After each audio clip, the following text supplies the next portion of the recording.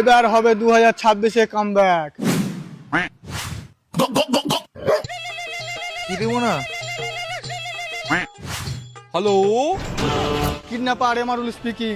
তোর ছেলে আমার কাছে আছে। ঠিক আছে, ওকে খাট্টা জিনিস খাস না ভাই, ওরা পাতলা পায়খানা হয়। আবে পিকনিক করতে লেসছে নাকি রে? কিডন্যাপ করেছি তোর ছেলেকে। আচ্ছা, হ্যাঁ, তুই হয়তো জানিস না, ভয়ানকের আর এক নাম এমারুল। ও তাহলে তোমার নাম কি? কেন এমারুল? এখনই তো তুমি কহিলে ভয়ানকের নামে মারুল। আরে আমি ভয়ানক তুমি তো কিডন্যাপার। না, আমি বোকাচোদা। হ্যাঁ, এটা তুই ঠিক বলেছিস। अगर हम करें तो करें क्या, बोले तो बोले क्या। দেখ, খুব হলো, এসব কথা বাদ দে। 2 লাখ টাকা দিলে তোর ছেলেকে ছাড়বো। তোমার কাছে কি কিডন্যাপ করা আরো ছেলে পিলা আছে? হ্যাঁ আছে। তো 10,000 টাকার মধ্যে একটা পাতলা ছেলে থাকলে দিয়ে যাও, আর ওই পাঁঠা চোদাকে রেখে দাও।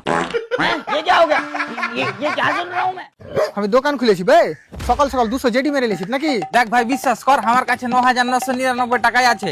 দেখ, ইয়ার কি করিস না, তোর ছেলের জান আমার হাতে। আমার লয় মানে পিছনে আমার লোক আছে ওর হাতে। না, দেখ ভাই, তুই তো চাইস নাকি যে তোর ছেলে তোর বুড়াতে কালের খুঁটি হয়? হ্যাঁ, তাইলে 2 লাখ টাকা দে।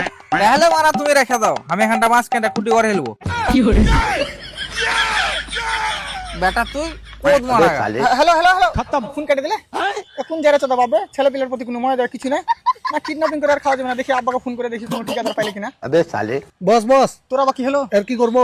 আর কি করবি? চল ওকে রাজমিস্ত্রির কাজে লাগিয়ে দেবো, মানে রাজমিস্ত্রি মাসে রান্নার কাজে লাগিয়ে দেবো। আর তুই একটা কথা বল, ওটা তোর অরিজিনাল বাপ ছিল? জানি সোয়ার বাচ্চা হাঁকে কুড়িয়ে পেয়েছে মনে হয়।